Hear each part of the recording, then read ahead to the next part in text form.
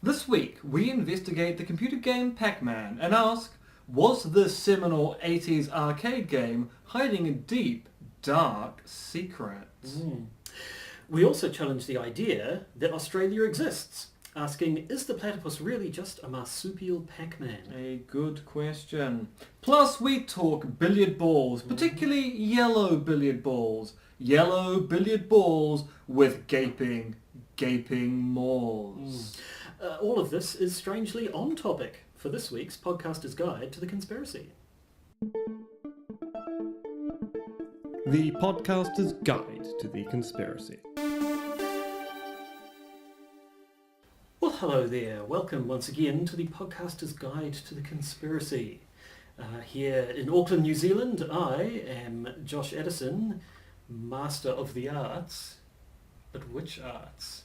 That's the question. The martial arts? The innate arts. Yes. And sitting next to me as ever is Dr. M.R.X. Dentith, Doctor Hello! of the arts. Just one art, Just really. one of the arts. Just one art. Of how to kill a man. It was actually with your interesting. thumb. When I got my Master of Arts, I had to ask them to get rid of the S. Luckily, when you get a doctorate, it's just a doctorate in philosophy, so you don't have to worry about arts anymore. Or the fact that I'm a fraud and I only have one art. I'm really good at that art. I'm really, really good at that art. But it's only one That's art. a story for another time. It's not another time, though. It's this time. And we do it. We're once again, we're going for the format we did last week, where we're going to have the main bit first, and then the newsy bit, and then we're going to record the secret, special, super extra bit for our What we like to friendly call patron in the trade patrons. a patron bonus episode, available to you for $1 a month. And yes, we will be going on about the patron things all the time. We've got things to buy, like very fancy, and I say very fancy, very cheap lapel mics, which will allow us to record audio from our chests, which is just, it just seems so scandalous. It does. But it would also be better. It would I think, be, than our yes. current setup. Because we are sitting here bathed, for our anyone who's watching this on the YouTube channel, bathed in the glowing light of our glowing lights, which are working this time. It's a few teething issues last time. One, batteries on the lights turned out to be finite. You didn't go for the everlasting battery option, I noticed. Well, I tried to, but they tried to also sell me a perpetual motion machine, and frankly, I don't have space in my house for a perpetual motion machine. Yeah, so there was a bit of that, but they're all charged nicely now, except for the one which turned out to be bung, and they're going to replace it. Yes, we are getting a replacement That's right. battery. This is very exciting news. Our listeners are probably, especially the podcast listeners, they really love us want to talking about know lights. what the quality of our lights are. But for everyone though could benefit from a better quality mic setup. So if you are one of our patrons to whom we are eternally grateful, that's probably the next thing your patronage funds will be going towards. And if you want us to improve, and you want us to improve, at least I hope you want us to improve, then please, just think about giving us $1 a month. You'll get access to our patron bonus episodes, which have not been described as awesome. Well, I mean, they just haven't been described. So, No, frankly, could be it's anything, not that really. they're not awesome, they just haven't been described yet. Yet. But anyway, if we're going to do the main content thingy first, We should stop we should waffling really on do in the main this content preamble. first. So now we're going to talk about the flat Earth. we sure are. So, Josh, I believe the flat earthers had a conference recently. Yeah, they did. I assume they have them every now and then, possibly annually. I wonder from how far across the world people go to a flat earther conference and how they cope with booking flights and the like. Do they get on the phone to their travel agents and go, look, I know that you're committed to pretending the Earth is round, and you even got this animation of a plane flying across a globe, but frankly I won't have it. Unless you admit the Earth is flat, I am not flying United Airlines. And that's why United Airlines has so few customers these days, because flat earthers refuse to fly UA. It's probably true, actually. Yeah, I mean, there was where was it that somewhere said this the Flat Earth conference had drawn in people from all over the globe, not realising what they just said. That was one I of the do official recall statements that. I think that was last year's Maybe Flat last Earth year's. conference. I think there was a little bit of a storm as to whether that was actually said or whether that was just a very clever joke to put on the Twitters. Well, yes, and a very clever joke is indeed what it sometimes seems the whole flat Earth thing really is all about. Well, right, so But let's that's start something we'll have with to the talk about later. actual joke. Australia doesn't exist. This was proposed Yes. at the Flat Earth conference, that Australia was invented basically to explain the removal of certain populations from Europe, particularly the UK, and that there is no place called Australia, and it's all part of a myth to make us believe in the Southern Hemisphere, and thus a round Earth. Now, as far as I'm aware, the Australia does not exist theory did start off as a joke on the internet. You'd think it would have to, surely in any sort of a sane universe. That's I mean, I know something there was someone an come up with issue as a joke. earlier this year where a adjunct professor in the US corrected someone who wrote a college essay on the state of Australia, saying no, Australia is not a state, it's just a continent. There's no country called Australia. And this adjunct professor had to be corrected by the entire internet and also all of Australia to point out that Australia is not just a continent, it is in fact a country. But most people do accept Australia does exist. They do. Now, what would be the utility of denying the existence of Australia? Well, the immediate thing that occurs to me is the lols, quite frankly, that it's an amusing little story to tell and then you can have lots of fun with it. But if you really were a flat earther and were really, really committed to it, then maybe, I suppose, you might have some interest in explaining away the existence of the antipodes. If the world's flat, then it's not possible for anything to be antipodal to anything else. That's the adjective, isn't it? That sounds Yes. good to me. Um, I'm often antipodal. yes, I've noticed that. We all have, I think. There was an intervention. So, I mean, yes, if you were really committed to it and couldn't find any, because I mean, surely you could just say that Australia is just part of the flat Earth, sort of over that way. Maybe it's a bit more distant than the other ones, which is why it takes longer to get there or something.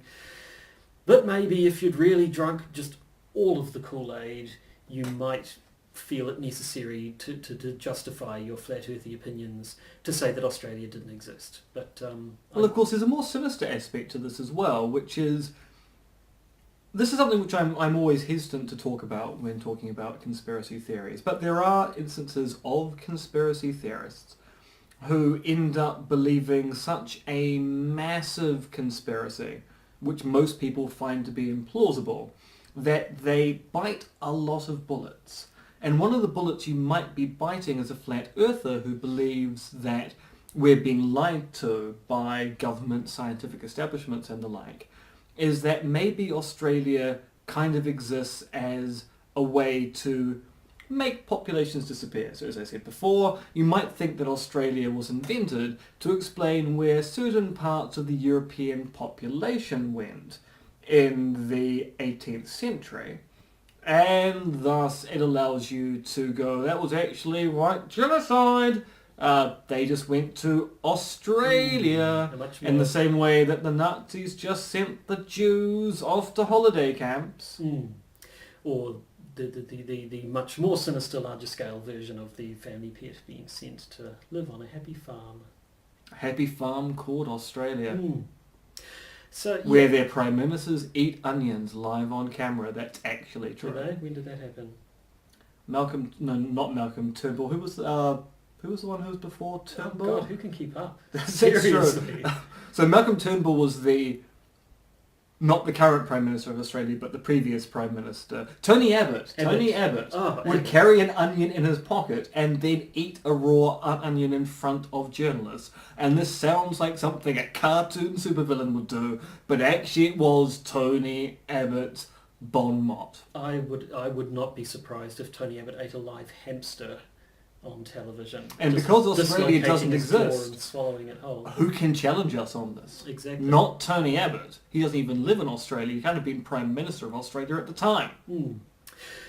But anyway, back to the flat earths. I'm a little bit surprised really that we've taken this long to get to it. I mean, we've mentioned every now and then, we sort of mentioned as part of a news update that some celebrity has been espousing flat earthy views. B.O.B. the rapper most recently, and also what was her name? Another one of the reality TV star types. You know me, I only keep up with reality TV stars from the 1890s. Yes. There's been they are unsurprisingly fairly B-listy, the celebrities who come out with this sort of thing. Although B.O.B. did get Neil deGrasse Tyson to produce a really awful rap. A fairly rubbish rap on the Daily Show, I think it was. Yeah. Yeah, that was embarrassing for everyone. But let's now talk about Pac-Man. But let's do that, because flat eartherism is a thing. It seems to be a little bit like the anti-vaxxer thing, in that it's become a bit more prevalent than it used to be, largely on the back of sort of anti-establishmentism, don't trust those scientists and their sciencing type stuff. There's a certain discussion here to be had about the role of the internet and YouTube. So it's a lot easier to find out about the flat earth now than it ever was in the old days. And if you ever actually spend time looking at flat earth websites or watching flat earth videos, their arguments are not purely facile. A lot of them are very sophisticated. So here we have what appears to be curvature, but this is obviously an optical effect due to the way the human eye works, or due to the way that cameras work. Of course, there's going to be curvature appearing here. And it all kind of harks back to the father of flat earthism, a gentleman by the name of Parallax, who was a Victorian prankster who basically decided that he could persuade people to believe anything. So he would challenge scientists to try and prove the earth is round, where he would say it was flat, and then he would do ludicrous experiments and then simply have a preordained conclusion. I look through my telescope and I don't see a curved horizon, ipso facto it must be flat, to point out that if you say things in the right way, with the right kind of terminology, the public are going to believe you. So flat eartherism as we know it now, the Flat Earth Society, is based upon a prank. Flat earthers will try to claim that flat eartherism is an age-old thesis. The only problem is the ancient Greeks worked out how round the world was, the Polynesians knew the earth was curved due to the sheer fact they spent so much time at sea, etc., etc. People didn't really believe in a flat earth in the past. It actually required quite sophisticated arguments to explain away perception for flat eartherism to become the thing it is today. And the internet kind of aids and abets in disseminating those kind of really interesting but ultimately flawed arguments. Which leads us, of course, to Pac-Man. Of course it does. Everything leads to Pac-Man. This is something that came up at the latest conference, although this is a theory I've heard previously, but I think it sort of got a grander earring at the conference, which is people explain, if the world's flat, then how come you can get in a plane, or if you travel in the same direction, you'll eventually wind up where you started, basically. That surely suggests we're travelling around a curved surface. I sort of point out, to quote Buckaroo Banzai, wherever you go, there you are. Or there you've been previously, or something, if we're talking about coming back to where we were. But anyway... Now, if I had planned this, I'd now pull out a watermelon from behind my chair. But you didn't. You just went with the bonsai reference wherever one would fit, and I commend you for doing that. Well, I wish I had a watermelon right now. Anyway, and so... someone to try and explain away this I mean, of course, you can obviously say that it's all, as we'll see when we get into it, the conspiracy theories that they'll invoke to explain this stuff can get very immense, to the point that they'll say, any sort of international plane travel is just nonsense, and all they really do is get up and circle around for a while and then land somewhere else on the flat earth, and so on and so forth. But the most recent theory to account for this is basically that we're living in a game of Pac-Man. Or indeed any sort of any one of those computer games where if you go out one side of the screen you immediately come back in the other side. Asteroids. Why not the asteroids theory? I would would take an asteroids theory much more Maybe they're seriously than really a Pac-Man theory. big Bloodhound Gang fans. No, Pac-Man, drugs are bad. So that's his contention, that at some point on the edges of the flat Earth, there's some sort of space warp in effect, where without even knowing it, you'll get to the edge, you'll pass through this warp and be warped to the other end of the Earth without even knowing that it happened, just like Pac-Man, or indeed one of Pac-Man's ghosts. Now, you know what the advantage of this thesis is? It's hilarious. It is hilarious, but it also means that you don't have to believe that large numbers of people are complicit in the conspiracy.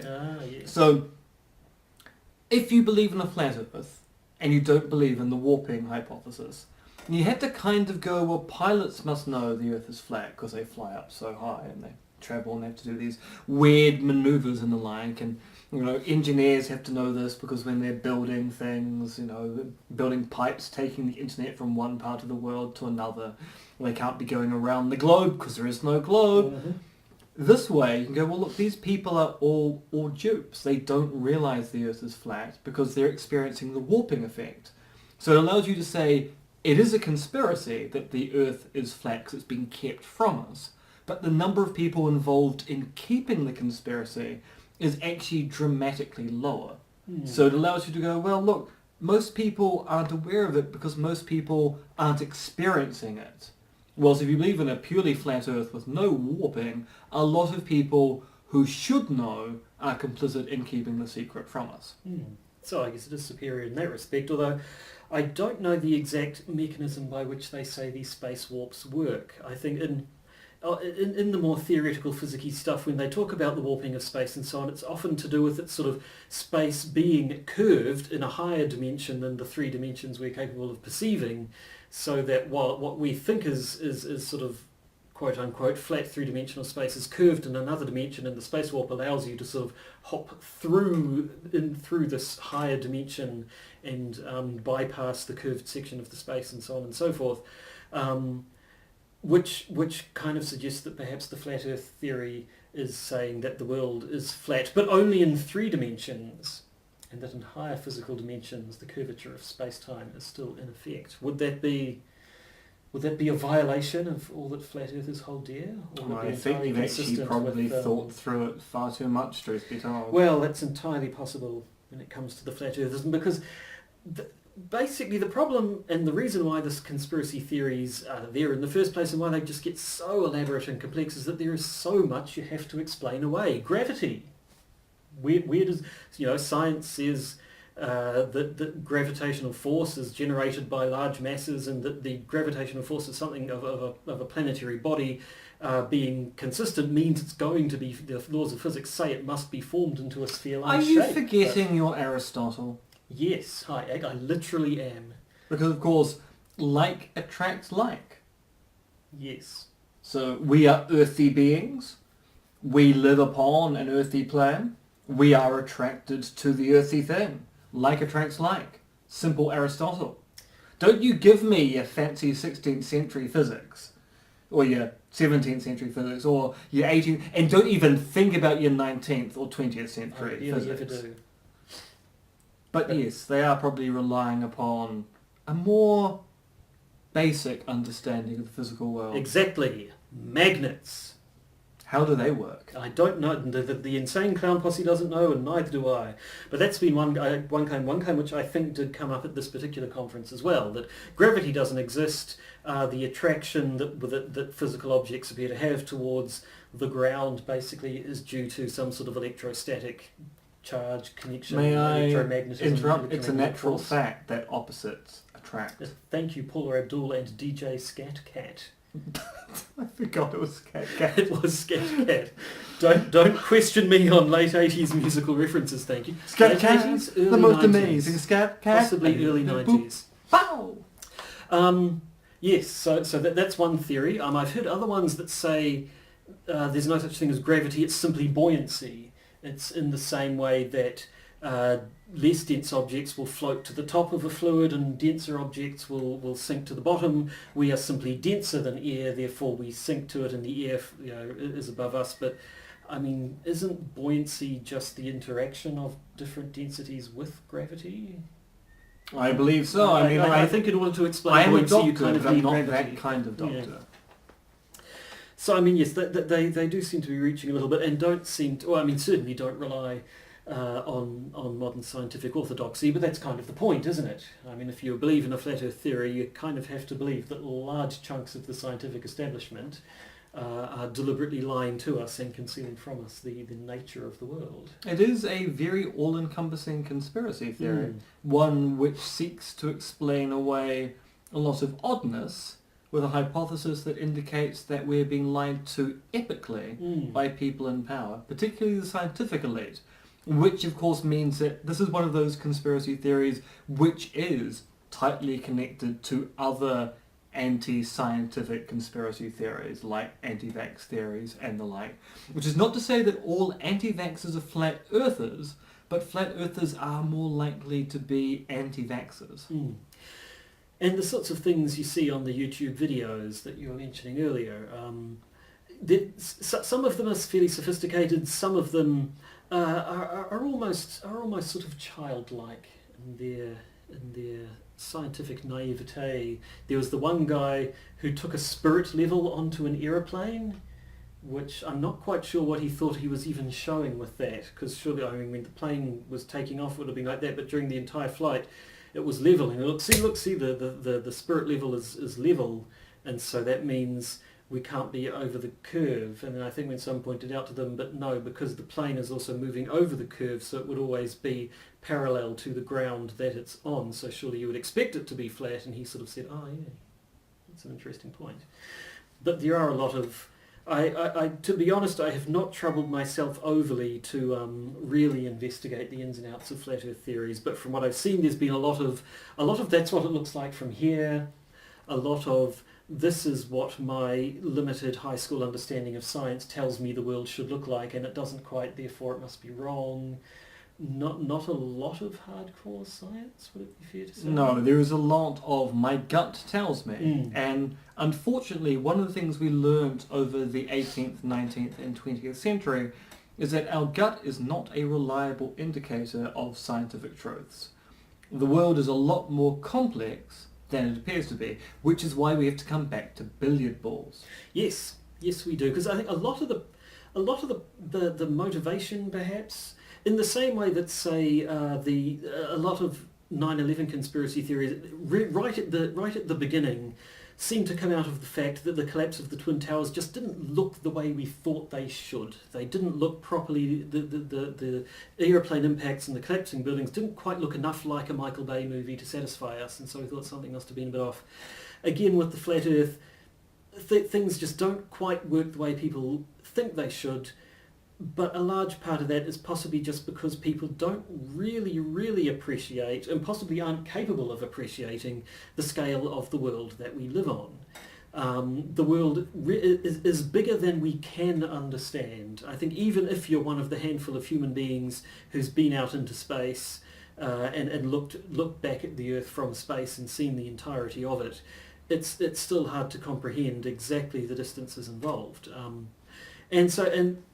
So sort of things people like to talk about is the fact that if the scale things, if the Earth were the size of an apple, then its atmosphere would be the thickness of the skin of an apple. So, you know, from the ground up into the high stratosphere is basically nothing compared to the actual size of the Earth. Mount Everest, 4 kilometres up from sea level or something like that, is basically a statistical blip compared to the entire size and shape of the Earth. Mount Everest might as well not exist. Now that has given rise to the claim that if the Earth were the size of a billiard ball, it would be smoother than a billiard ball.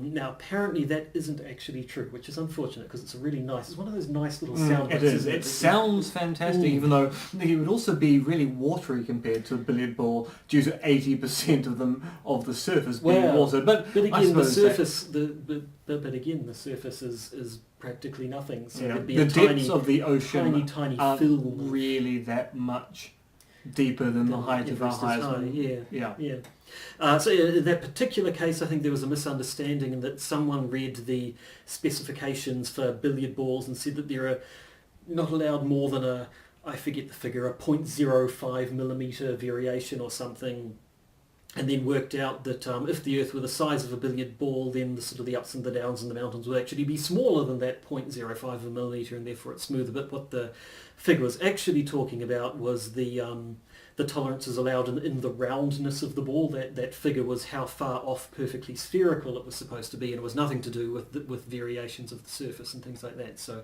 apparently people have done the sums, and that if the Earth were the size of a billiard ball, it would sort of be like a very fine-grained sandpaper. It's a little bit rough, not glassy smooth, but not particularly Also, rough either. If the Earth was the size of a billiard ball, our population issues would be a lot worse, because we Yes. stayed the same size, but the Earth was that small. Yes. Things would get Overcrowding. mighty cramped. Lots of people stacked on each other's shoulders, Yeah, or it would- presumably in a giant It overcoat. would be Soylent Green time. Make Mm. room, make room. Yes. So that's flat eartherism. It's fun to point and laugh at. The question I always keep coming back to, and it's a question we've already asked this episode, how much of it is just taking the piss? And that's a good question, because it was started as a hoax.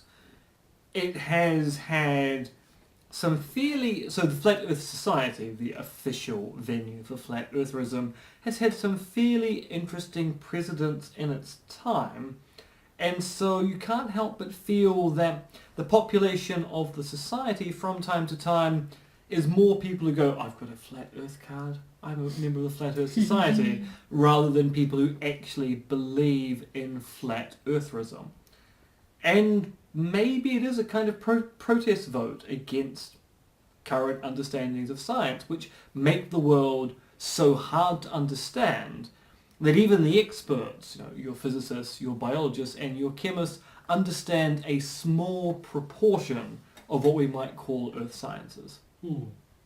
So, I mean, certainly, if you look at the YouTube videos and watch some of the websites, some of these people do genuinely seem to be taking it seriously. And yet you look at stuff like the Australia doesn't exist hypothesis, and the way most of them are phrased, it seems fairly clear that they at the very least started as a joke. I mean, of course, it's entirely possible that something, we seem to be saying that about flat eartherism as a whole, but particular theories started out as a joke, but then people who already believed in a flat earth jumped on them and said, there might be something to that, and so something which initially was completely fatuous ends up being taken seriously. But it does really seem to be somewhat blurry as to where the line between hoax/parody and genuine conspiracy theory is. Just like this podcast. Is it what? It's difficult to tell where this podcast is, or the line that separates this podcast from hoax and parody. Both. Fact and reality. Both. I mean, we're kind of south of Australia, We and are. Australia doesn't exist. Yeah, what does that So make us? if something is south of a place that doesn't exist, is it actually south of anywhere? Are we in limbo? Is this a void? Probably. There's only one thing we can do. Drink? Nope, I've already I was gonna say. started, but I was thinking we should just go to the news. Yes, no, that's what I was going to say also. Yep, let's go to the news. Breaking conspiracy theories in the news. Big news in Trumpland. Paul Manafort has flipped on the president, not literally. Well, maybe not. What we can say is that Paul Manafort has agreed, as part of a plea deal, to help with the Mueller investigation, which must be quite displeasing to Donald Trump, who was praising Manafort just a few weeks ago for not aiding and abetting Mueller and that pesky Russian probe. Yes. Now, while Manafort's plea mostly concerns his role consulting with the Ukrainian government before his role in the Trump campaign, Manafort was also one of the attendees at that awkward meeting with a Russian operative at Trump Tower. And this means it's likely that other members of that meeting will be just a little bit worried as to what might come out. What might come out indeed. Does this mean it's case closed on the Trump saga? No. But it's evidence that the investigation into Russian meddling in the US election is picking up steam. Other evidence of this is a new raft of sanctions the US have just placed on Russia for meddling in the election. Dun dun dun. And yet, Professor Trump, what the hell? President Trump continues to claim this is both fake news and that the real meddling was at the behest of the Democrats. So either it's a conspiracy or it's a conspiracy. Nice to know. And speaking of stories that just will not go away, we return now to the continuing saga, which is the Brett Kavanaugh Supreme Court nomination, with the news that he has been accused of sexual assault dating back to his college years. Unsavory. Yeah. Whilst we could talk about how, if these allegations are true, and here at the podcast as Guide to the Conspiracy, we always give the benefit of the doubt to victims in these such cases, because the cost of accusation is so high. Now, either Kavanaugh has lied about his past, or the people who were meant to do background checks on nominees to the court have spectacularly failed in their duties. But we really don't need to talk about this. Those stories are out there in the media for all to see. More interesting from our perspective is the story David Brock, one-time Republican insider, is telling. Brock indeed. Yes, last week we talked about how Kavanaugh had been known to peddle conspiracy theories about the suicide of one Vince Foster during Ken Starr's Whitewater investigation all the way back in the 1990s. Brock adds some detail to that story in his recent opinion piece for NBC News, noting that he and Kavanaugh were part of a clique of young Republicans who are being trained for future office or use by the party. Use by the party. A conspiracy of political insiders, you might just say. I might just say, indeed I might. Brock wrote a memoir of his time as a Republican operative called Blinded by the Right, right, in which he discusses the clique watching Bill Clinton's 1998 State of the Union address and how Kavanaugh mouthed the word bitch when the camera focused on Hillary. Brock fleshes out that story by pointing out that Kavanaugh has never been non-partisan and was even mentored by DCL Appeals Court Judge Lawrence Silberman, who was known for planting leaks in the press to gain partisan advantage. So, that being said, Brock argues that Kavanaugh quite deliberately ran a dirty tricks campaign when he worked as an independent counsel on the Whitewater investigation, and the real conspiracy is how Kavanaugh and his allies are covering this up and his other partisan behaviour. Which is quite disturbing to think about. Now, will this derail Kavanaugh's ascension to the Supreme Court? Probably not. Although the sexual assault scandal might. While some people are claiming it's unjust to punish someone for a youthful indiscretion, we would like to note that getting to be one of the 7 lifetime appointments on the US's Supreme Court should come with some assurances that the person in question is as squeaky clean as they come. It's the best kind of clean, squeaky clean. Also, despite what some people on the right have been saying, not every young man gets into that kind of trouble at school. Yeah, we're trying to avoid the not all men thing, but in this case, not all men. And for that, we are eternally grateful. But wait, there's more. Okay. What? Yes, indeed, Ulrika. You see, over the last 24 hours, there have been rumours spreading across Twitter and at Gateway Pundit, with whom I'm not entirely familiar. It's a right-wing website. That Kavanaugh's accuser, Christine Blasey Ford, made similar allegations about Neil Gorsuch, the last person nominated and approved to the Supreme Court. Really? That's kind of interesting. Now, is there any proof? Well, not to put too fine a point on it, no. An anonymous source who is apparently quote-unquote very reliable informed Josh Cornett of this, but there is, as of yet, no actual evidence this is true.